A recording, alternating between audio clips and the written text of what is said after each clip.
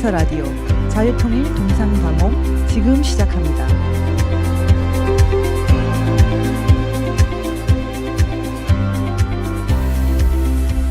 여러분 안녕하세요. 또 일주일 만에 만나 뵙습니다. 저는 개인적으로 VON에서 이 동상다몽을 특별히 좋아합니다. 왜냐하면 차에서 이렇게 켜놓고 집에 가면 회사까지 딱 맞더라고요. 그래서 굉장히 즐거워하면서 듣는데, 물론 이 동상다몽을 즐거워하는 분들은 좀 특별한 분일 수 있습니다. 일반적이지 않을 수 있는데, 그래도 저희가 이 1시간 동안 나누는 이 얘기에 많은 정보가 들어있기 때문에 가치 있는 방송이라고 믿습니다. 오늘은 종교계 종북 왜 이렇게 심각한가? 오늘 주제입니다. 근데 오늘 이 주제에 대해서 나누기 위해서 저희가 특별한 손님을 초대했는데요. 여러분이 이미 알고 계실 수 있습니다. 태극기 집회에서 아주 정말 카랑카랑한 목소리로 여러분들에게 뜨거운 애국심을 심어주신 분입니다. 김경희 교수님 안녕하세요. 인사 좀 해주세요. 예, 그리고 또 오랜만에 오신 분은 사실은 저희가 두부를 좀 준비해야 되는데 옥고를 치르고 나오시는 허강일 선생님 어떻습니까? 잠깐 일주일 경험을 말씀해 주시죠. 참 그 말씀드리기 부끄럽네요. 어쨌든 법을 위반했으니까 들어갔겠죠. 들어갔는데 옥고라기보다는 대한민국의 어떤 새로운 그 세계를 또다시 발견할 수가 있었습니다. 제가 모르던.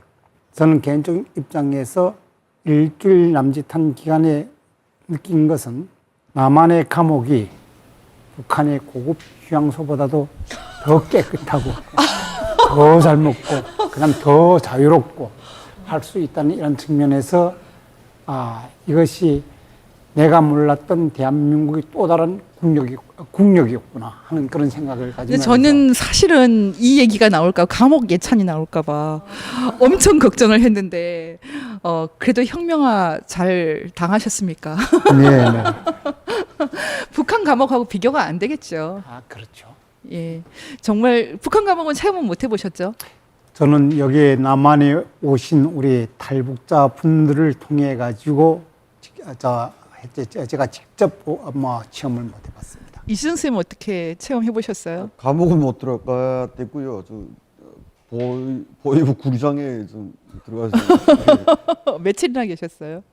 거의 한 달. 그때 어떠셨어요? 그때 2003년도인가 3년도인가 제가 핸드폰을 빌려준 게 제 핸드폰을 가지고 이제 남한하고 어떤 이제 이런 장난을 하다가 제가 그게 걸려가지고 들어갔었는데요. 근데 2월 대소한 때 지하 1층에 들어가는데 불도 없이 그러니까 불이라는 전혀 없죠. 그다음에 뉴스볼을 껴입었는데 그래도 막 떨리더라고요. 추웠어. 난방이 안 되는 거. 난방은 전혀 생각도 못 하고. 이게 한 달 동안 막 강직돼 가지고 혼났어요. 그렇게 생각한다면은 휴양소보다 낫겠지만 그래도 우리 모두 감옥에는 들어가지 않기로 합시다. 네, 그러면은 오늘 주제로 본격적으로 가면서 먼저 우리 그 목사님이신 에스라 목사님께서 종교교를 대표하지는 않으시겠지만 그래도 제일 잘 안다는 이유로 이 문제에 대해서 잠깐 발제해 주시겠습니다. 기독교 종북하면 형용 모순입니다. 엄밀히 말하면 기독교에 침투한 종북 또는 이제 종북에 미혹된 그리스도인 이 정도가 맞겠죠. 기독교 종북이 형용 모순인 것은 북한이 어떻게 기독교를 박해해 왔는가 하는 것을 조금만 들춰보면 금방 알 수 있습니다. 해방 당시에 북한 지역에 2,850개의 교회가 있었다고 합니다. 그리고 특히 서북 지역에는 한반도 전체 기독교 인구의 과반수 이상이 몰려 있었다고 합니다. 북한의 공식 자료를 통해서 보더라도 조선중앙연감 1950년판 통계에 의하면 북한 주민 대략 900여만 중에서 22.2%가 종교인이었다고 합니다. 대략 200만 명 되겠죠. 그런데 1972년에 발행된 김일성 저작 천집에 따르면 이미 1962년에 김일성은 연설을 통해서 이렇게 말합니다. 종교인들을 함께 데리고 공산주의로 갈 수 없다. 기독교, 천주교, 집사 이상 간부들을 모두 재판에서 처단해버렸고 그 밖의 종교인들 중에도 악질들은 모두 재판했다. 라고 스스로 자랑스럽게 떠벌리고 있습니다. 김일성이 직접 발언해서 재판에서 처단했다는 것은 인민재판을 말하는 것이죠. 결국 상당수가 기독교인이었을 수만에서 수십만 명의 종교인들을 무단히 학살했다는 얘기입니다. 지금 북한에는 단 2개의 공식적인 교회가 있습니다. 평양에 있다고 하는 봉수교회와 칠골교회입니다. 그 많던 싱아는 누가 다 먹었나? 가 아니고 그 많던 교회는 누가 다 없앴나? 그 많던 교회는 누가 다 없앴나? 이 두 교회가 진짜냐 가짜냐 하는 논쟁이 한국 사회에 있는데 이 자체가 수치스러운 것입니다. 통전부 출신이라는 탈북신 장진성은 자신의 책에서 북한의 종교 공작에 대해서 이렇게 적고 있습니다. 북한에서 종교란 대북 지원 유인하고 친북 인물 포섭과 확대를 위해 통전부 교류 이과 소속으로 존재하는 일종의 공작 부서들이다. 주어와 수로만 따로 떼서 얘기하면 종교란 공작 부서들이다 이렇게 됩니다.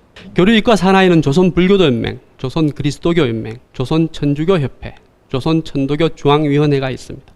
대외 활동에서는 해당 종교 명의를 그대로 사용해요. 기독교니 불교니 사용하지만 대내적으로는 그것이 불법이기 때문에 1국, 2국 이런 식으로 숫자로 거명됩니다. 다른 측면에서 북한에는 38,000개에 달하는 김일성 동상이 세워져 있습니다. 그 옆에 김정일 동산도 세워지고 있다고 합니다. 혁명사상연구소라는 게 있는데 일종의 산당 같은 곳입니다. 교회 아니고요. 교회나 산당 같은 곳이죠. 교회를 비교하기엔 너무 미안하죠. 45만 곳입니다. 45만 곳. 민족의 구세주, 영원한 하늘, 인류의 태양 이거 다 김씨 부자에 대한 공식적인 호칭입니다. 일부 학자들은 북한 체제 자체를 종교로 분류하고 있습니다. 이러니 기독교인이 어떻게 종북일 수 있겠습니까? 침투한 세력이 있을 수는 있겠죠. 미혹된 사람들이 일부 있을 수는 있겠죠. 이제 남한내 기독교 종북이 어떻게 한국교회에 침투한 것인지를 대략 세 가지로 나눠서 살펴보겠습니다. 첫째, 북한의 공작과 침투에 의해서입니다. 74년 4월에 김일성은 대남 공작을 담당하는 공작원들과의 담화에서 이렇게 말합니다. 남조선에 내려가서 제일 뚫고 들어가기 좋은 곳이 어딘가 하면 교회이다.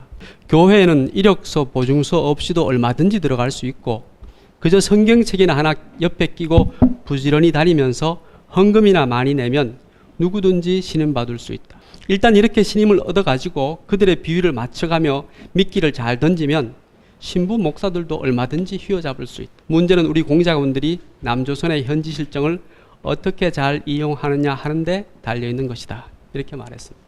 침투입니다. 두 번째는 한국 내 좌익 기독교인들의 자생적 종북합니다. 운동군 출신 문화비평가인 이강호 씨는 이렇게 말합니다. 75년 남한에서 민중신학이 태동되면서 기독교 안에 좌익적 토양이 갖춰졌고 80년대를 거치면서 유물론, 무신론을 강조하는 정통 막스 레닌주의에 반감을 느끼는 기독교인들이 대거 주사파, 즉 김일성주의로 기울었다고 말합니다. 김일성주의가 민족주의 외피를 걸치고 있기 때문에 훨씬 더 거부감 없이 이렇게 가까워질 수 있었던 것 같습니다. 마지막으로 셋째로는 이념적 무지로 인한 좀비적 동조입니다. 이게 아까 말씀드렸던 미혹에 해당되는 것이겠죠. 멀쩡한 복음주의적 기독교인들이 종북적 스탠스를 취하면서 종북들을 지지하는 경우가 여기에 해당할 겁니다. 김대중 정부 출범 이후 교회는 그 이전까지의 간첩이나 혹은 김일성주의자들의 거점의 역할을 넘어서서 북한 우상체제 지원을 위한 중요한 채널로 자리 잡게 됩니다. 소위 남북교류죠. 인도적 지원이죠. 목사님, 장로님들이 평양 출입을 빈번히 하면서 조선노동당과 자연스러운 네트워크를 만들어가게 된 겁니다. 내가 만났던 그 사람들이 젠틀하고 신뢰할 만한 사람들인데 라고 하는 개인적인 소회가 교회 전체의 종북적 분위기로 확산되었던 것입니다. 이 대목에서 우리가 눈여겨봐야 할 것은 다른 한편 기독교 내의 종북화가 개혁이라는 코드로 진행되고 있다는 겁니다. 또는 비판, 사회 개혁. 그렇죠. 예. 비판은 쉽잖아요. 비판을 하고 나면 이쪽은 자연히 그 비판의 강도만큼 선량해지는 것처럼 비치니까요. 그런 코드에 많은 사람들이, 특히 젊은이들이 속아 넘어가고 있는 것입니다. 이제는 더 이상 손바닥으로 하늘 가릴 수 없고 북한 정권이 저질러왔던 악행들에 주목하면서 거기서부터 연역해서 정권을 판단하고 그 정권과 교류하고자 하는 입장들에 대해서 평가하고 우리의 합당한 자세가 무엇인지를 다시 세워가는 그런 때가 된 게 아닌가 생각합니다. 여기 기독교는 카톨릭과 성공에 다 포함되는 거죠? 그렇죠. 어쨌습니까? 카톨릭 와 만만치 않지 않으세요? 네, 저는 그렇게 뭐 아주 깊이 있는 신자로 성장을 하지 못한 가운데서 저기 개신교로 오게 됐는데요. 오작은 카톨릭이셨어요? 원래 카톨릭 세례를 95년도에 받고 카톨릭에서 얘기하는 냉담에 바로 들어갔거든요. 이제 혼자서 찾아갔다가 아무도 이렇게 좀 돌봐주는 사람이 없어서 그게 일단 카톨릭은 제일 핵심이 되는 것이 미사 전례가 가장 핵심이 되는데 제가 그 예비자 교육을 제대로 받지도 못하고 그리고 미사 참여도 그 전에 없다가 바로 카톨릭 세례 받고 갔다가 이거 도무지 뭘 하는 건지 잘 모르겠더라고요. 그래서 아는 사람도 없고 그래서 바로 냉담에 들어갔었는데 그랬다가 한참 후에 다시 이제 그 성당에 나가게 됐고 그리고 열심히 이제 봉사를 하면서 이제 그 카톨릭 신자로 있었는데 바로 탄핵 사태 때 이거는 지금 목사님께서 말씀하신 기독교인이 그리스도인이라면 공산주의가 될 수가 없는 게 왜냐하면 특히 지금 이 북한의 이 종북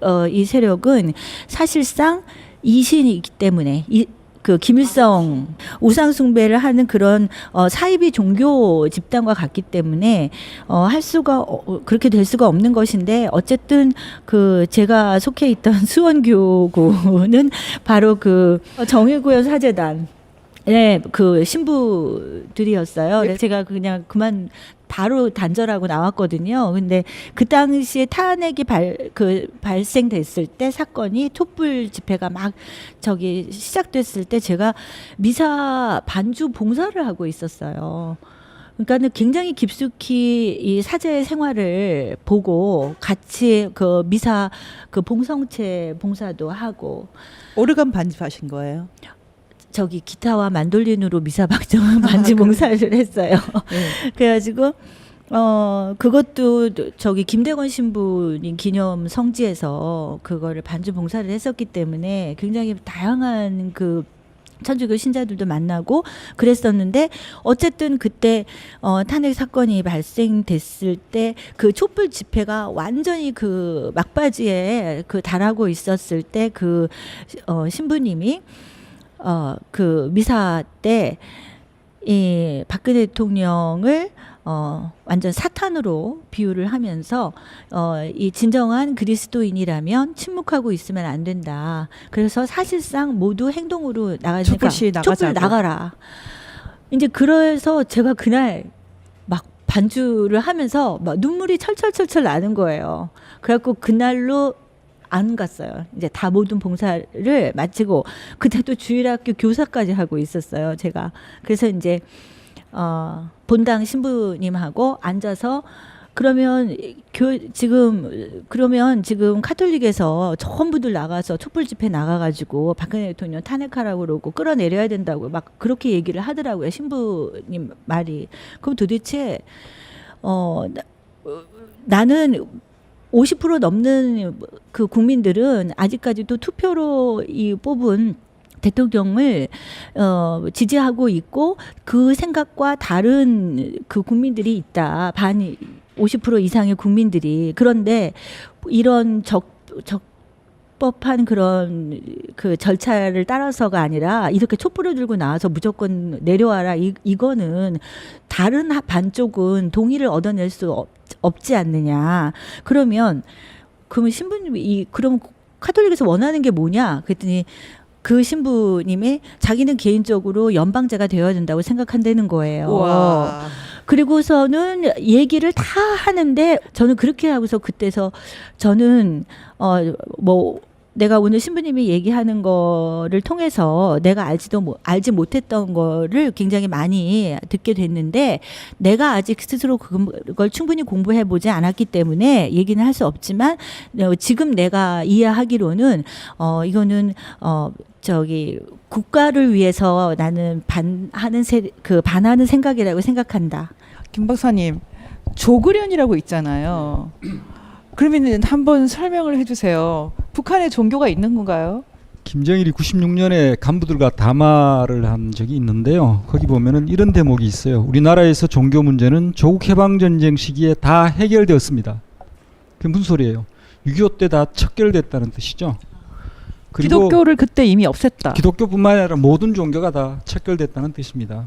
그리고 북한이 78년에 소위 이제 성황당식 혁명연극이라는 게 등장하는데요. 그 성황당이라고 하는 작품의 주제가 반종교 반미신타파입니다. 근데 그 연극의 막이 오르면 꽃분이라고 하는 주인공이 등장해가지고 독백을 하는 것으로 시작을 해요. 근데 첫 마디가 뭐냐면 78년 시점에 이렇게 얘기를 해요. 지금 지구상에는 200개 가까운 나라가 있고 40억이 넘는 사람이 살고 있다. 그런데 그 어느 단 하나의 종교도 미신도 없어진 나라는 오직 영광스러운 조선민주주의 인민공화국밖에 없다. 이렇게 얘기를 시작합니다. 김일성교는 어떻게 하고? 자기들은 종교를 생각 안 하는 거죠. 그러니까 우리가 여기서 북한에 종교가 있다 없다라고 얘기하는 것 자체가 난센스죠. 예.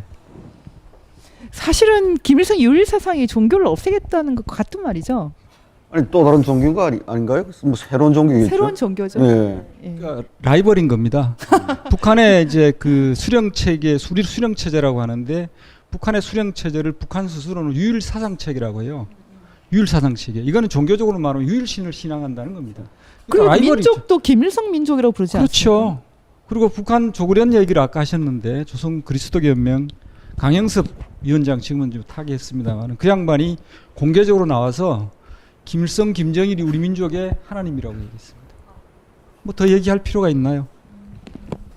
그런데 지금 저희가 왜 이렇게 기독교가 종북화되고 있나 그런 얘기를 했거든요. 지금 교회 좀 나가 보셨잖아요. 네. 이유가 있을 것 같지 않으세요? 저는 교회를 그저 이제 단순히 교회에 나가서 뭐 어떤 곳인가 이렇게 둘러보려 나간 게 아니고요. 정말 어려울 때 하나님께서 저를 죽음에서 구원해 주셨기 때문에 정말 하나님을 또다시 영접하자 하고 교회에 다녔습니다. 그래서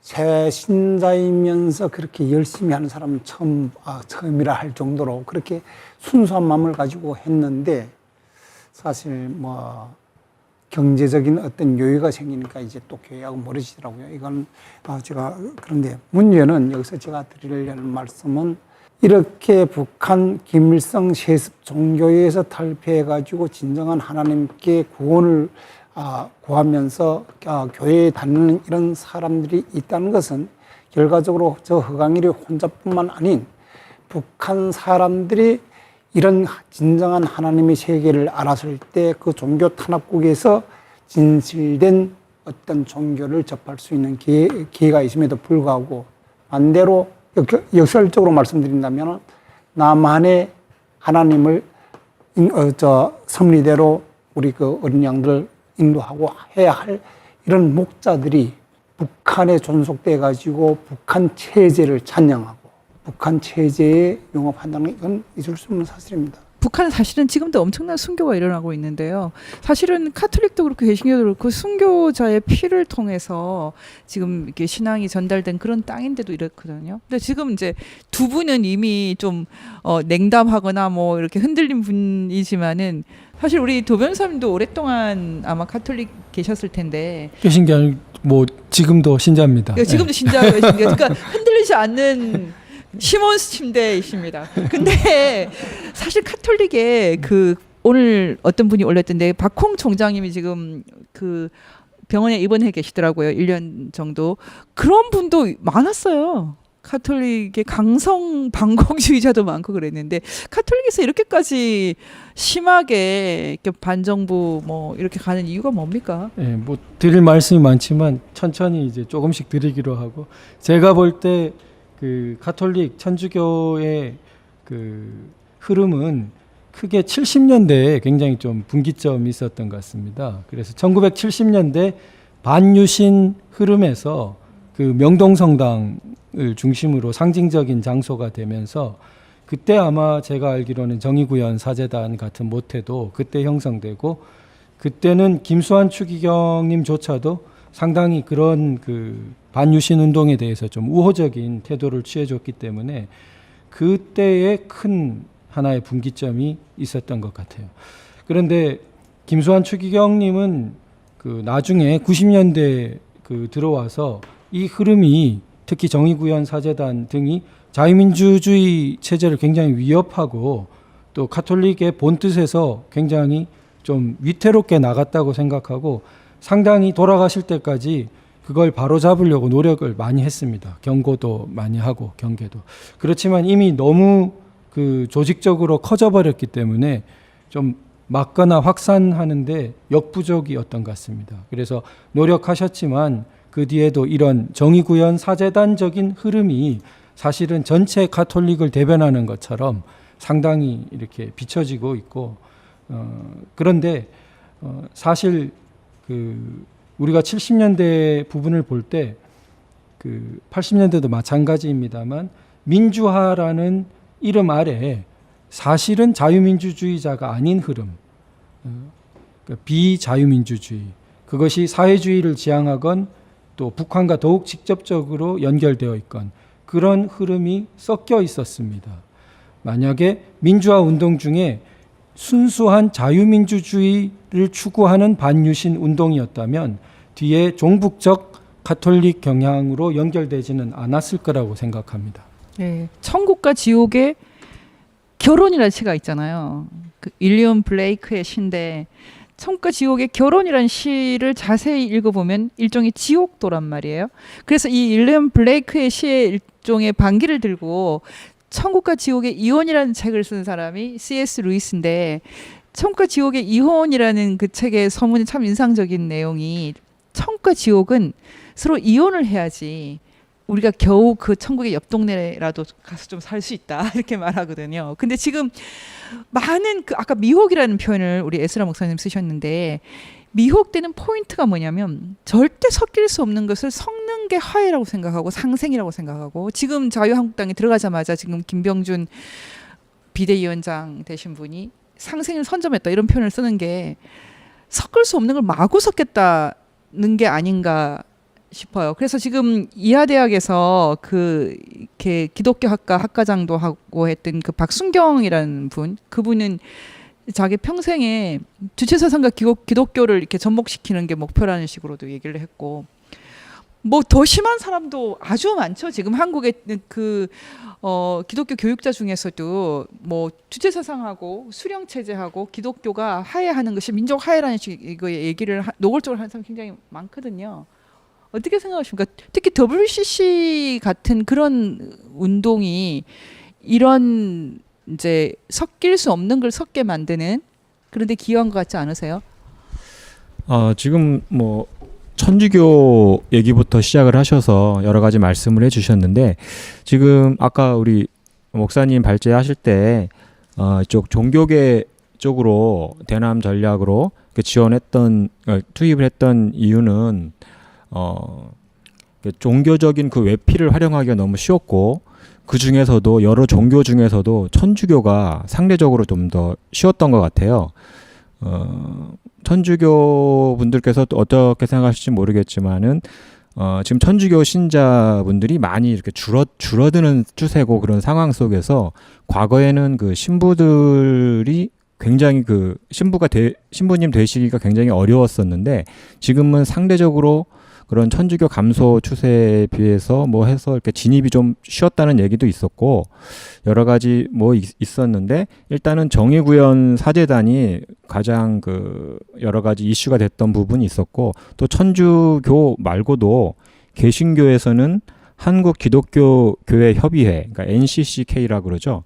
그리고 있었고 또 성공회는 정의평화사제단 그리고 장로교 저는 장로교인데 장로교는 또 성서한국으로 대표되는 이 종교계 안에서 크게 네 가지 그래도 성서한국은 그래도 정의구현 사제단 하고는 조금 다르지 않습니까? 예, 많이 다르죠. 그래서 지금 이런 추세하고 또 여러 가지 그 세계교회 협의체 그 WCC 문제 이런 것들이 복합적으로 지금 교회 안에서 지금 치밀하게 이루어지고 있는 상황이에요. 그런데 저희가 지금 그렇게 규정하는 것보다 더 중요한 것은 이분들이 미혹당했다면 그들이 이렇게 구현하고자 하는 그 용어들의 정의든 평등이든 평화든 이런 것의 좀 뜻을 알아보는 것도 좀 필요하지 않을까요? 어떻게 생각하십니까? 저도 지금 김 국장님 얘기한 기독교에 대한 부분을 더 좀 깊게 얘기 좀 하려고 하는데요. 저도 개신교, 기독교 교인이고요.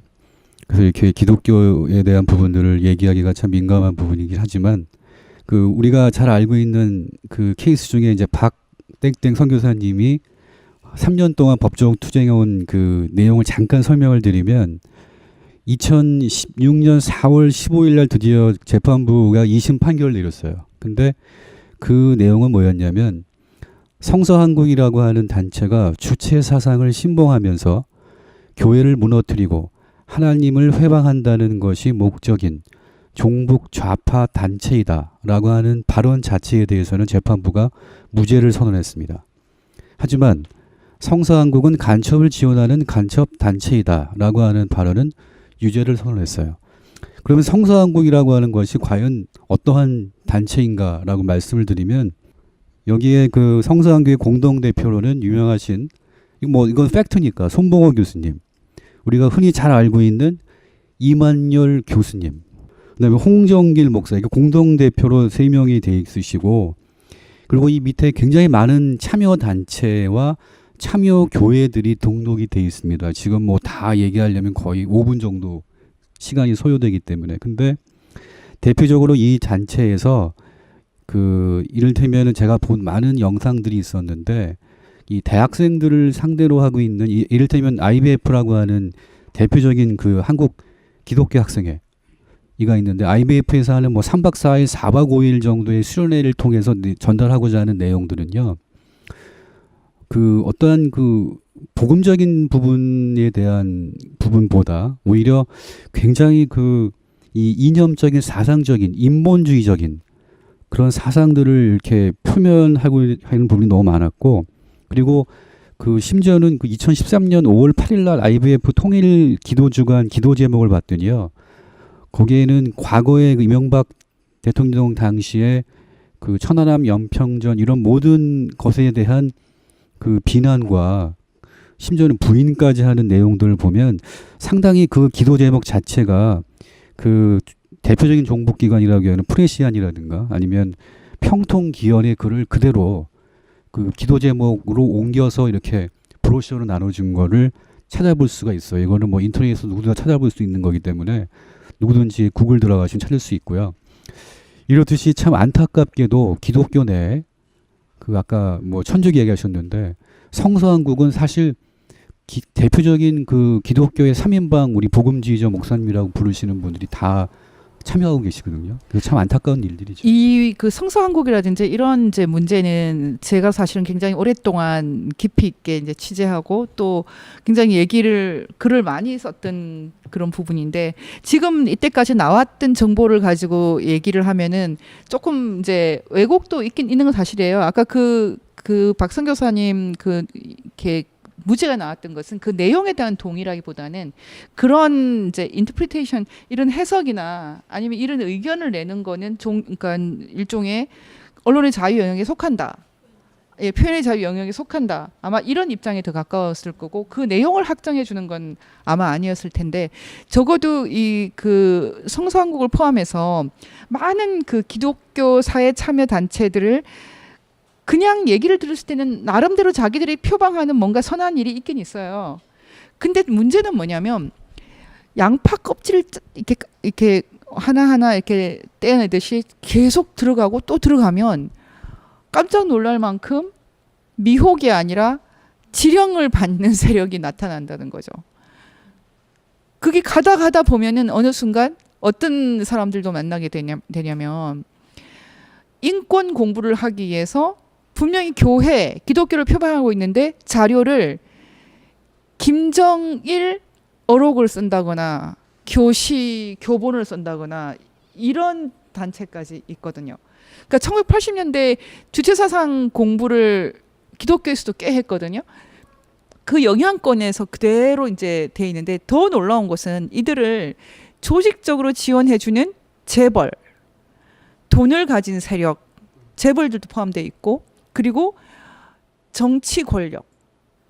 도대체 이거를 이 해체를 할 수 없다라고 생각될 만큼 강력한 어떤 권력의 뭉치처럼 되어 있어요. 개인적으로 그래서 이 기독교 종북이나 종교 종북 문제를 해결하지 않으면 한국의 종북 세력 문제를 해결할 수 없다고 생각합니다. 제가 너무 좀 가했나요? 그 어떻게 생각하십니까? 아마 저는 사실 좀 이해가 안 가요. 기독교하고 주체사상하고는 양립할 수 없는 거거든요. 적이죠. 예, 도저히 양립할 수 없는데 어쩌다가 이런 일이 벌어졌는지 아까 우리 목사님께서 두 가지 경우를 말씀하셨는데 그 침투라는 용어를 썼는데 이제 침투를 좀 더 구체적으로 구현을 하면 포섭이 됐거나 또는 해유당했거나 아니면 협박을 당할 수 있다고 봐요, 저는.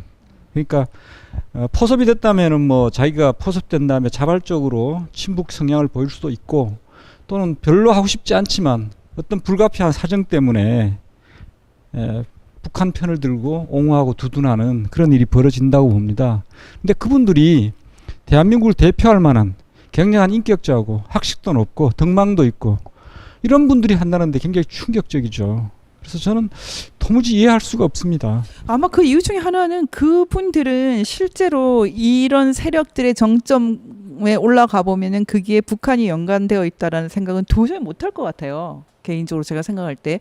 그리고 심지어 예전에 민족민주혁명당 그 전향 사건을 다룰 때도 사실은 완전히 간첩 이 접선까지 다 드러날 때까지도 자기들이 10년 넘게 같이 했던 그 조직이 북한하고 연계되어 있다라는 것은 상상도 못하는 사람이 많이 있었어요. 아주 많았어요. 깜짝 놀랄 정도였고 그래서 제가 지금 생각할 때는 이런 우리가 사실 성서한국 얘기했지만 거기는 착하고 신앙 좋은 젊은이들이 굉장히 많이 모여 있잖아요. 근데 저는 여기에 우리가 생각하는 이런 정말 북한의 공작이 포함되어 있다라는 것까지 생각하는 사람이 얼마나 될까? 거기서 한마디 저는 이게 아까 그 포섭이 됐고 그리고 거기에서 어찌 보면은 이제 회유 그리고 미혹이라는 부분에서 사실 이 천주교의 그 사회교리라고 표방하는 그 부분이 공산주의의 용어 혼란 전술하고 저는 일맥상통한다고 생각하는데 지금 정의구현 사제단이라든가 이 천주교의 그 사회교리를 표방하는 그쪽 에서 가장 중요시하게 그 여기는 사회 개혁의 그 대상이 바로 이 평등의 문제였거든요. 그래서 이 자본주의의 적폐에 대한 그 부정적인 의식을 이렇게 만연시키고 나서 우리는 부익부 빈익빈이고 그리고 개천에서 용나는 일 이제는 없고 그러다가 이래서 우리는 평등한 분배, 평등한 분배를 굉장히 천주교 그 교리에서 강조를 해요. 그런데 우리가 자유민주주의에서 얘기하는 평등은 기회의 평등인데 여기에서 얘기하는 평등은 결과의 평등이죠. 그게 바로 공산주의인 거죠. 그러나 그게 하나님 말씀에 성경 말씀에 이 신부님들이 비유 드는 건 뭐냐면 제가 정확하게 몇 장 이거 잘 모르는데 왜 그 예수님 오실 때 준비할 때 그 계곡을 메워서 평탄하게 만들어라 하는 그 부분이죠. 그걸 비유를 들더라고요. 그래서 우리는 그렇게 계곡을 메워서 평탄하게 만들어야 된다. 이게 평등한 사회를 만들어야 된다. 그게 바로 이 자본주의의 적폐로 무너진 대한민국 사회를 개혁하는 그 방법이 그 길이다. 이순 선생님 북한에서 평등 경험해봤잖아요. 네, 평등. 어떻게 생각하십니까? 이 평등을 이렇게 가지고 이렇게 미혹하는 것에 대해서. 북한에서 평등은 뭐 독재 정권을 합리화한 선전에 불과하죠. 그래서 물론 그 평등이 얼마나 그 말이 좋습니까? 너도 나도 골고루하게. 근데 그 평등이라는 말 뒤끝에는 낙후와 빈곤, 예, 그게 따르지 않겠는가 저는 그렇게 생각합니다. 너도 나도 내가 아무리 열심히 일을 해도 결과적으로 평등하면 내가 무엇 때문에 열심히 일해가지고 남한테 다 띄우고 줘야 되는지 이런 거 논리. 예. 평등의 끝은 빈곤. 사실 빈곤 이상의 기아, 예. 엄청난 죽음이 있었는데 그 죽음이나 그런 상태에 대해서 책임을 지지 않아요. 근데 정말 여기 카톨릭 신자분들한테 좀 너무 심하게 좀 공격하는 느낌이 있어서 좀 미안하긴 한데 정의, 평등 도대체 뭔가요? 평화. 글쎄 그 제가 하나 조금 짚어보고 싶은 것은 그 가톨릭 그리스도교의 한 분파죠. 아주 오래된 그래서 구교라고 하죠. 아주 오래된. 근데 유럽 역사에서 보면은 가톨릭은 이제 독특한 근대가 되기 이전부터 존재했던 교회입니다.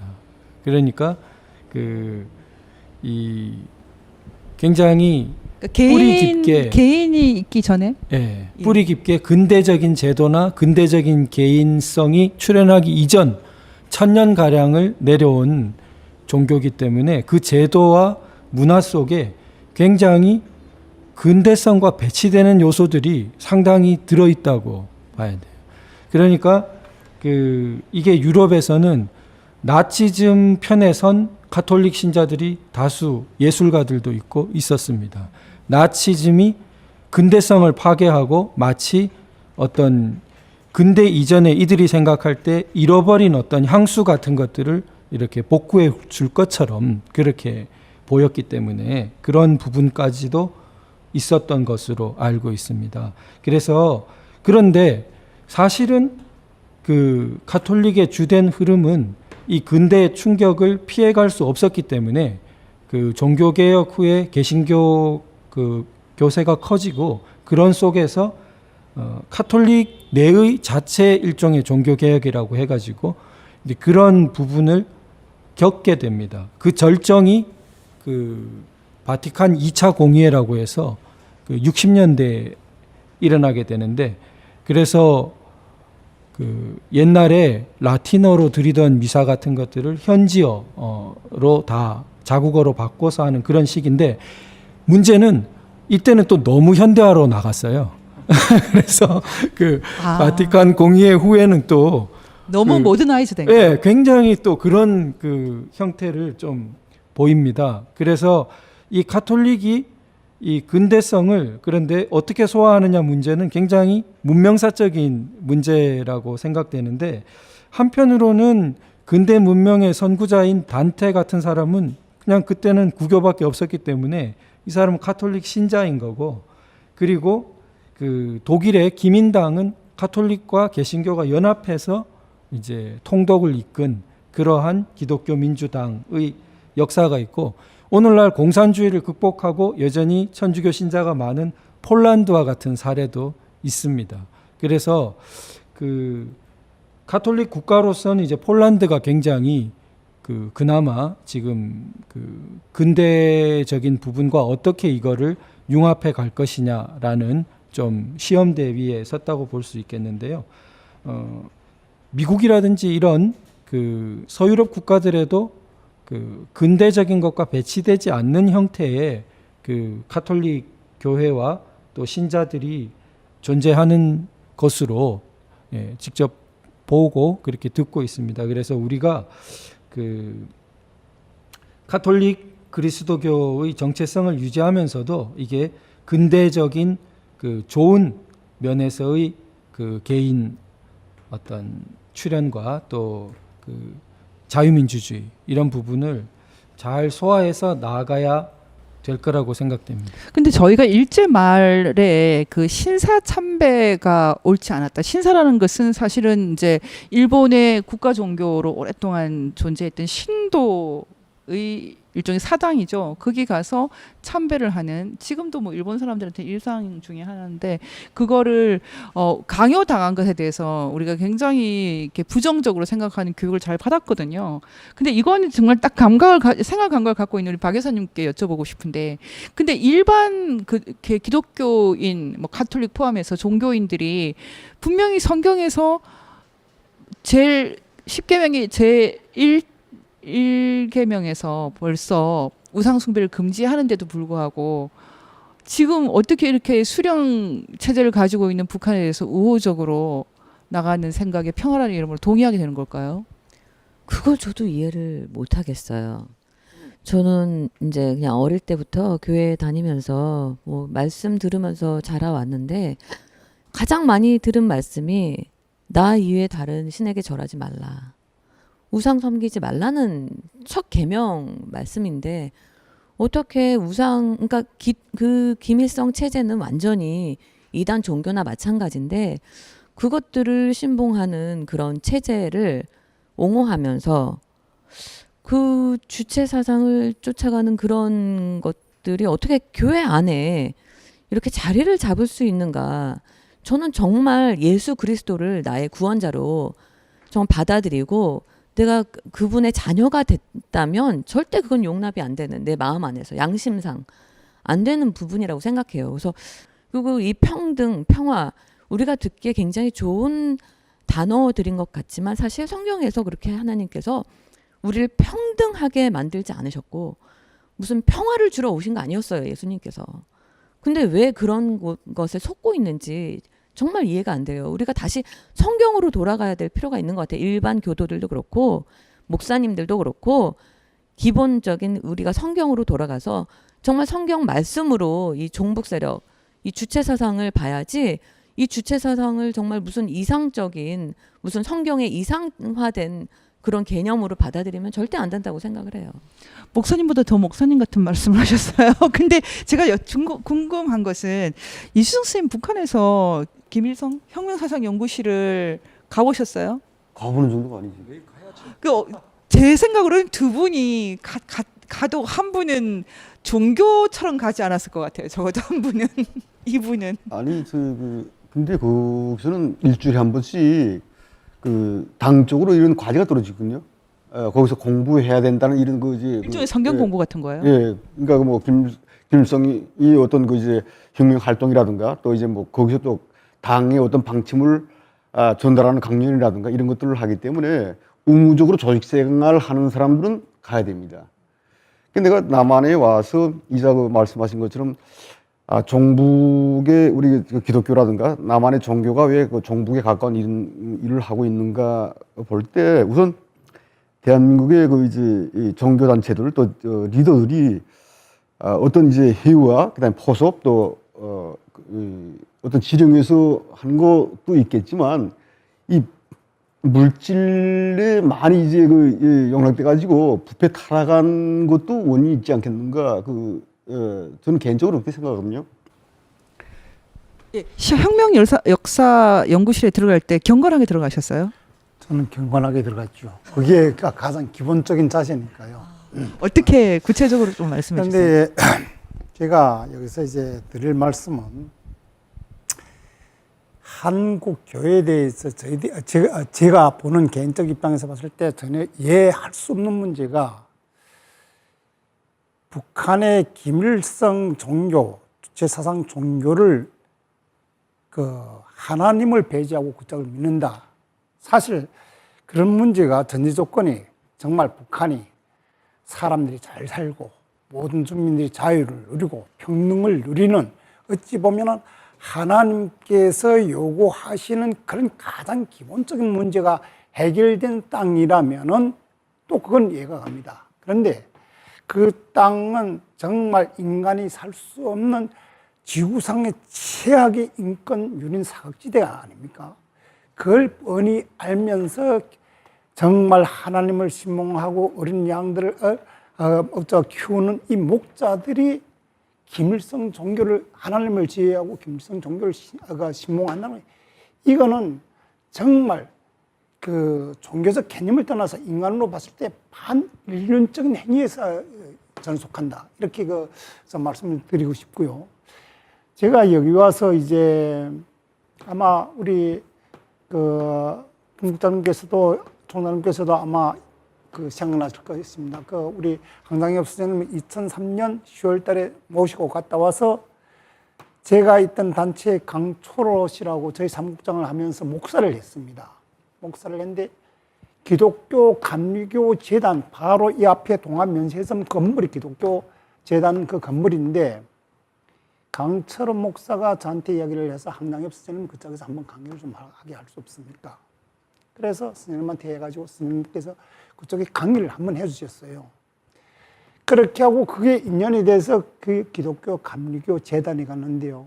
저는 그렇습니다. 그때가 본격적으로 기독교 감리교하고 북한의 조선 그리스도 연맹하고 조그련하고 협약서를 체결해가지고 그 조선 그리스도 연맹에 퍼붓는 돈은 아까 우리 탈북 작가 장진성 씨가 이야기한 것처럼 통전무 산업 부속기관입니다. 조그련을 비롯한 불교기관.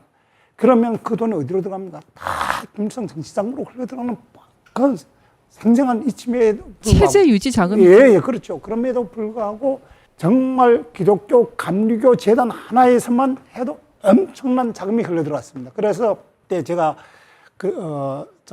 감리교 재단 사무총장을 만나서 강력히 한번 항의를 한 바가 있는데 당신들이 북한의 복음화를 위하면서 가장 중요하게는 탈북자 교회가 그때 제일 처음 섰는데 개척교회로서 탈북자 교회를 왜 하나 못 내세워주느냐 한번 제대로 좀 시켜달라. 뒷전입니다. 그렇게 하고 그쪽에 분들 아마 그 기독교 감리교 재단에서 흘러간 돈이 아마 봉수교회 이게 주관 공사에 아마 절대적인 어떤 역할을 했을 겁니다. 봉수교회, 칠골교회는 미국 돈도 많이 들어갔지 않습니까?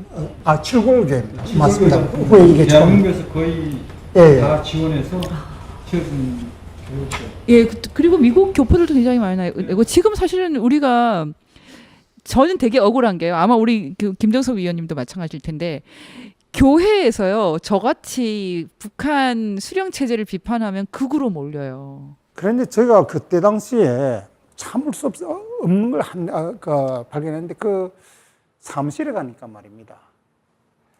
그 사람들이 북한에 가가지고 받아온 북한판 성경, 제일 먼저 아마 기독교 감리교 재단에서 나왔을 겁니다. 이제 북한 성경 찬송가 얘기도 나왔는데 이제 북한이 초기에는 기독교를 탄압을 하죠. 초기에는 특히 이제 6.25 때 그 절정을 달해서 완전히 이제 지리멸렬했고 70년대 초반에 남북 대화가 시작되면서 우리 쪽에서 이제 그 북한을 가보죠. 공식적으로 대화를 하기 위해서 가보니까 정치 얘기를 안 하는 게 좋으니까 주로 이제 우리 민속 또는 종교 역사 이런 얘기를 했는데 가보니까 종교가 없는 거예요. 그래서 남한에 와가지고 북한의 종교가 다 사라졌다고 하니까 북한이 이거 안 되겠다 해서 과거에 다 없앴던 종교단체를 부활시켰어요. 이게 이제 한 73년경쯤 됩니다. 그러다가 이제 우리가 88 올림픽을 하겠다고 하니까 북한이 배가 아파서 결국 이제 칼기 폭파 사건을 일으키고 하는데 북한이 맞불 작전으로 그 세계 청년학생 축전을 유치를 해요. 제13차기 89년에 열리고 임시경 씨가 그때 미립부를 하는 그런 사건이 있었는데 그때 북한이 세계에서 다른 나라 여러 나라 학생들이 청년들이 오면 거기에 뭐 불교도 있고 기독교도 있고 무슬림도 있고 다 있지 않습니까? 근데 뭐 종교 주말에 교회 가겠다고 하는데 교회가 없다고 할 수는 없으니 그래서 이제 봉수교회니 장충성당 뭐 이런 것들이 만들어지고 그 전에 없었던 뭐 스님도 가짜 스님도 또 만들어서 앉히고 출퇴근 중. 예, 출퇴근 중 중선생이라고 그러죠. 거기서. 이제 그런 것들이 만들어지면서 83년, 84년에 찬송가랑 성서를 만들어요. 발간을 합니다. 근데 이런 일련의 행위들이 과거에는 수동적으로 방어적으로 종교를 대했다면 80년대 중반부터는 적극적으로 활용하는 방향으로 정책이 바뀌어요. 김일성 종합대학에 종교학과도 생기지 예, 않았어요? 종교학과도 생기고. 성경은요 용어가 조금 다릅니다. 영어를 조금 예를 북한식으로. 들어서 하나님은 하느님으로 돼 있고요. 뭐 동침하시었다를 뭐 같이 잔다 뭐 이런 식으로 좀 풀어서 한다거나. 풀어서 썼고요. 근데 이렇게 그 공식적으로 번역한 것도 있지만은 비공식적으로 이렇게 선교단체에서 한 그런 성경도 있고요. 성경 자체 가지고 이제 뭐 그 비판을 하는 건 좀 어려울 수 있는데 제가 지금 이제 우리가 얘기를 하고 싶은 것은 기본적으로 교회에서도 남북한 문제를 다 좌우로 보고 있지 않습니까? 그래서 뭐 극우 극자 이런 식으로 그 기본적으로 사실은 어떻게 생각하십니까, 목사님? 남북한 문제를 보는 그 시각이 너무 단순하지 않아요? 순진하지 않습니까? 그렇죠. 예. 그러니까 기독교인이면 기독교인으로서 보는 관점이라는 게 있을 수 있는데 그리고 그 관점이 우선이 돼 가지고 정치 현상들을 파악할 수 있어야 되는데 역으로 정치적 견해가 먼저 들어서고 정치적 견해로 기독교적 여러 가지 입장들을 재정리하는 그런 경우가 많죠. 그렇게 되면 기독교를 표방하고 있지만 다른 정치 이념의 기독교적 버전에 불과한 그런 것들이 나오게 되는데 지금이 좀 그런 어려운 시기인 것 같아요. 한국 교회가 이제 성장세가 둔화되고 여러 가지 기왕의 이제 실천들이 반성되면서 새로운 그 공동체 모델이랄지 또 새로운 어떤 그 신앙의 요목들이 이제 재정립되는 과정에서 그게 이제 여러 가지 이질적인 요소들이 쉽게 섞여 들어오고 그것이 개혁을 표방하게 되는 그런 상황이죠. 저도 구구라 소리 듣습니다. 우리 동료 목사님들 중에 어떤 분들한테 아니 왜냐하면 그 교회 아까 우리 저기 그 토론 시간을 가졌는데요. 교회 내에서도 그 극우라고 얘기를 듣는 그 이유는 교회 내에서도 평화냐 전쟁이냐 이 두 가지만을 이제 이 아젠다로 테이블에 올려놓고 얘기를 하고 있기 때문에 이 평화를 주장하잖아요. 교회 대부분에서 뭐 인간의 어떤 본성이라고 하는 게 우리가 전쟁을 원하지 않는 평화를 원하니까 당연히 어떤 평화의 부분들을 얘기해야 되는 거고 그리고 애석하게도 많은 기도 제목이나 목사님 설교 가운데에서도 평화에 대한 부분들이 굉장히 많은 그 핵심적인 단어들이거든요. 그래서 제가 궁금한 건 그러면 북한에서 순교 당하고 북한 사람들은 교회를 못 다니고 하는 것도 평화 상태인가요? 근데 아니죠. 그런데 왜 평화라고 말할까요? 아니 그 부분은 우리가 북한의 어떤 그 주체상 그다음에 뭐 김일성교라고 하는데 그 말 자체를 쓰지 말아야 한다고 생각합니다.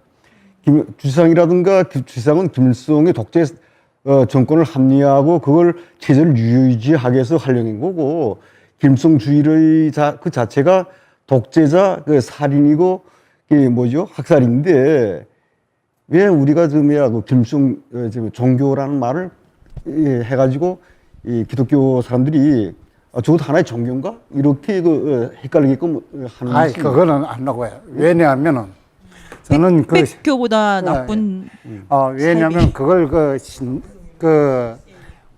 북한에서 10대 원칙에 이미 자기들이 정치 철학을 신격화를 했기 때문에 종교로 우리가 낙인할 수밖에 없어요. 무조건화. 아니, 그거는 학살과 독재를 합리하게 한 어떤 점이야. 그런데 그게 왜냐하면은 북한이 이 어떤 우리 남한의 종교하고 대등한 입장에서 시우자는 게 목적이 아니고 북한의 그 김일성 종교를 어떤 정립해야 우리 남한의 이 그 김일성 종교를 신봉하는 자들한테 정확한 인식을 줄 수 있기 때문에 북한의 그런 철학을 하나의 어떤 철학에만 입각시켜 가지고 우리가 그쪽을 비판한다. 이거는 어찌 보면은 좀 그 부당성이 있을 것 같고 개인적인 생각이에요. 종교도 반사회적인 나쁜 짓을 하면은 지금 오음진리교도 지금 사형되지 않습니까? 사이비 중에서도 반사회적인 그런 액션이 있으면은 처벌을 해야죠. 가톨릭의 그 김희중 대주교님이 최근에 이제, 이석기를 그래서 논란이 많이 됐습니다. 그래서 우리 이 대주교님이면은 가톨릭 신자한테는 상당히 부담스럽습니다. 우리 이제 뭐 일반 신부님이 있고 주교가 있고 그 위에 대주교가 있고 대주교 위엔 거의 교황, 추기경 교황밖에 안 남는 굉장히 높은 성직자죠, 위계 질서상. 그런데 그런 분이 이제 공적으로 언론을 통해 가지고 이석기 씨에 대해서 그 양심의 자유를 거론했습니다. 그래서 뭐 구명운동 본부 이런 데에 동조를 해서 이제 영상을 내보낸 것이죠.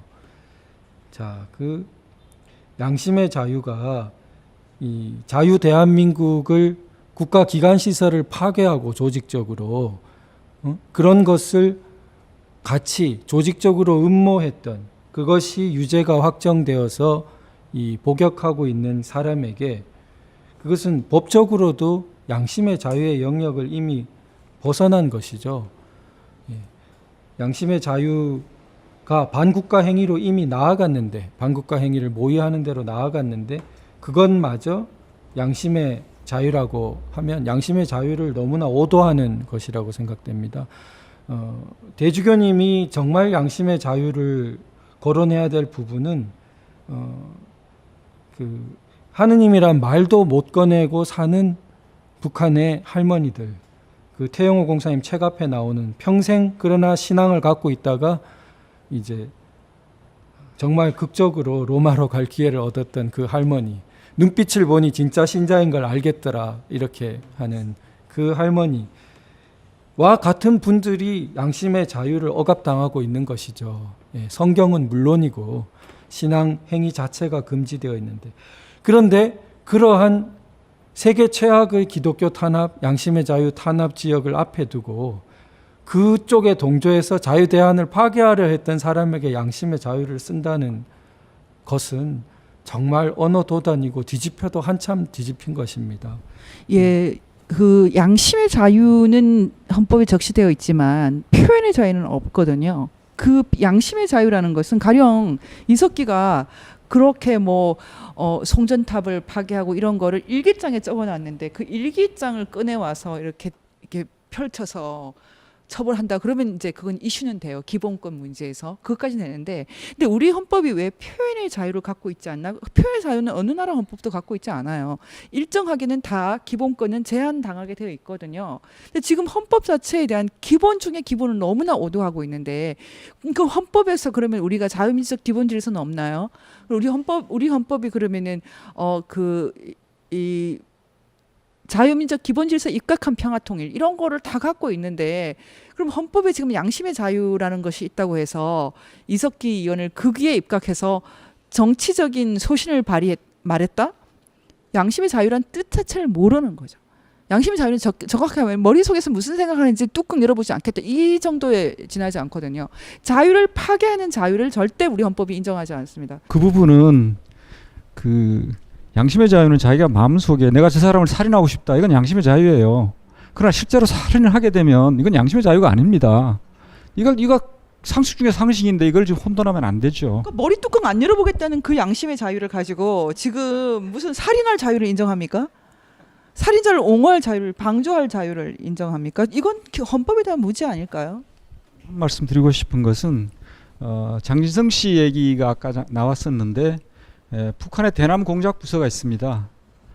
이제 통전부라고 하는 공식적으로 북한의 대남 업무를 담당하는 부서가 있는데, 거기에 교류 1과와 2과가 있어요. 1과는 북한의 이제 공식적인 관료들이 나와서 우리하고 회담하는 거예요. 2과는 뭐냐 하면은 종교과, 달리 종교과라고 하는데요. 거기는 종교단체뿐만이 아니라 북한의 노동당 이외에 2개 정당이 더 있습니다. 이름만 정당인 사회민주당하고 천도교 총무당이 있는데 이거를 대한민국 사람들이 야당이라고 착각을 해요. 야당 아닙니다. 북한에서 그걸 프레트널 파티라고 우당이라고 하고요. 중국에서는 친구. 참정당이라고 합니다. 그러니까 야당이라고 했을 때 그것은 정권 집권 경쟁을 하는 당이고요. 우당은 경쟁하면 큰일 납니다. 우리 진짜 속된 말로 이중대입니다. 이중대. 예. 조선노동당을 위해서 박수나 치는 치어리더거든요. 그런데 한때 대한민국에서 모 정당이 북한과 야당 교류를 하겠다고 코미디 같은 일이 벌어졌는데요. 그러니까 그 2개의 우당과 종교단체를 망라하고 있는 그들의 활동을 지원하고 대남 공작을 하는 부서가 교류 이과예요. 그러니까 대한민국에서 야당 교류를 하겠다고 가든 종교 교류를 하겠다고 가든 북한에서는 다 교류 이과에서 대남 공작 차원에서 그들을 맞이하고 상대한다는 것이죠. 이 점을 절대 잊어서는 안 되는 겁니다. 그들이 놀고 있는 거 절대 아니거든요. 그래서 그들이 지금 대한민국 종교계에 상당히 침투되어 있을 것이라고 저는 봅니다. 예. 이 한국에 있는 그 많은 그 많은 종북화된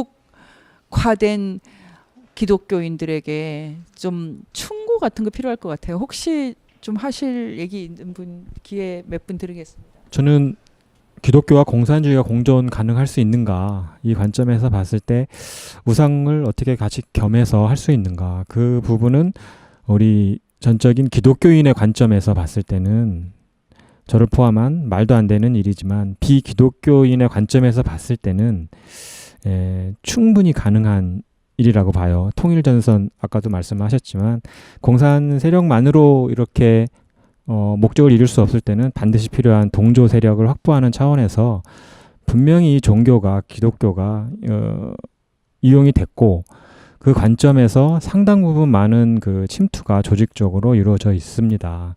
그것이 뭐 언론계도 들어가 있고 또 여러 가지 뭐 그런 학생 전위 조직이라든가 또 이런 대형교회라든가 이런 거 조직적으로 침투해 있기 때문에 지금 이 상황을 우리가 이제 그 순수한 기독교인의 관점으로 바라본다면 다 이해되지는 않을 것 같아요. 그래서 그런 그 지금 아까 김 박사님께서 말씀하신 그런 대남 전략, 통일 전선 관점에서 본다면 우리가 이제 좀 이해 폭이 좀 넓어질 것 같고 그거는 또 그 영역이지만 제가 지금 마지막으로 이렇게 좀 말씀드리고 싶은 거는 기독교인들한테 말씀을 드리고 싶어요. 종교인들, 종교 신앙을 갖고 계신 분들에게 한번 그런 정치적인 얘기 말고 뭐 북한 전략 얘기 말고 과연 하나님을 사랑하고 또 성경에 준해서 성령님의 그 운행에 준해서 상식적으로 있을 수 있는 일인가. 그 평화에 대한 이해도 그렇고 생명에 대한 존중, 이 하나님의 관점으로 보면 지금까지 말한 그런 걸 떠나서 분별이 될 수 있을 것 같아요. 제가 알건대 또 살아봤고 느꼈고 목격한 그 김일성은 단지 학살자, 살인자, 그다음에 이제 포갑자에 불과한 독재자라는 거죠. 근데 그런 인간을 우리가 그 신적인 존재로 생각한다? 그건 조금 아니지 않나. 그래서 그렇게 그 보고 싶고 우리 대한민국의 종교계 뭐 불교든 뭐 또 하던 그 기독교든 어떤 종교계의 모든 이제 그 지도자들과 그다음에 그 이 뭐니까 목회한 분들이 김일성을 그 신적인 존재로 볼 때 종교라는 그런 그 개념이 생기기 때문에 절대 김일성은 어떤 신적인 존재가 아니라 학살자, 살인자, 살인마에 불과하다는 것만 생각하면 생각이 좀 바뀌지 않겠는가? 난 그렇게 생각합니다. 예, 저는 어떻게 하다 보니 불교 신자에서 천주교 신자 그리고 이제 개신교 신자 이렇게 귀결이 됐는데 저는 우리 그 교회가 김일성 자신이 얘기했듯이 공산주의와 절대로 함께 갈 수 없는 우리 이 그리스도인이 그 인간의 물질적인 어떤 권력이라든가 또 그 성도들을 더 많이 확보해야 하기 위해서 또 어떤 권력에 그 아첨하기 위해서 그래서 그렇게 인간의 물질적인 그게 우상 숭배가 된 거죠. 그렇게 교회가 타락했기 때문에 지금 이 공산주의에 미혹되었다라고 생각이 돼서 지금 우리 대한민국이 이 난국에서 헤쳐나와서 다시 자유민주주의 대한민국을 다시 세울 수 있는 유일한 길은 우리 그리스도인들이 하나님의 말씀에 충실하게 본래의 참 그리스도인으로 돌아와야 하는 그게 유일한 길이 아닐까 생각해 봅니다. 예, 저는 한국 종교인들한테 한마디 좀 하겠습니다. 특히 기독교인들. 한국 우리 아까 어느 분이 말씀하셨지만은 10계명의 우상을 섬기지 말라고 했습니다. 한국 기독교 교인들이 또 기독교 지도자들이 우상을 섬기지 말라고 하는 하나님의 우리 성경에 배제되는 행위로 북한의 김일성을 신으로 우상화하면서 한국 교회를 가장 첨예한 대립으로 몰아가고 있는 게 오늘 한국 기독교 실상입니다. 대한민국이 오늘과 같은 이런 국난과 위기에 처한 이 환경의 책임도 바로 우리 한국 기독교가 책임지고 한국 종교가 책임져야 될 의무가 있고 책임감을 이들이 통솔해야 됩니다. 그렇지 않고 현재 상황이 지속돼서 정말 남북이 통일된다. 이거는 정말 앞으로 오늘과 같은 이런 어려운 환경보다 더 큰 어려움과 국난을 불러올 수 있는 이런 상황이기 때문에 한국 기독교 정신 차리십시오. 네. 참 마음이 무거운데 사실은 저는 기독교만 그런 건 아니고요. 제가 예전에 종교계에서 북한을 자주 가시는 분들 많이 만나보고 접촉을 해봤는데 왜 그렇게 북한에 대해서 우호적으로 바뀌냐 이렇게 물어보면 북한에 올라가면 뭐 식량 갖고 가면 식사 대접을 받는다. 한국에서는 한 번도 겪어보지 못한 엄청난 융숭한 대접을 받고 시골에 내려가면 군 단위에서 아주 그냥 군수 좀 되는 사람이 그냥 버선발로 나온다. 북한 가는 거 너무 좋아한다. 막 이런 식으로 말하는 사람도 많았는데 제가 사실은 종교가 이웃 사랑, 다른 사람 이웃 사랑하는 것에서 출발되어 있을 텐데요. 정말 우리가 사랑해야 될 이웃이 누구인가? 깊이 생각을 했으면 좋겠습니다. 특히 기독교인들은 하나님께서 하나님 사랑하고 첫 번째 계명, 그 다음에 이웃 사랑하라고 하셨어요. 두 번째 계명. 하나님도 사랑하고 이웃도 사랑하셔야죠. 그게 십자가입니다. 수직적인 하나님 사랑과 수평적인 이웃 사랑, 그게 진정한 헌신과 진정한 이타심과 진정한 사랑이 있는 것인데 이 시대에 너무나 많은 심각한 이 가치 전도 현상 속에 신앙도 무너지고 교회도 무너지고 이 국가도 무너지고 있습니다. 우리 모두 경각심을 가졌으면 좋겠습니다. 오늘 들어주셔서 감사합니다.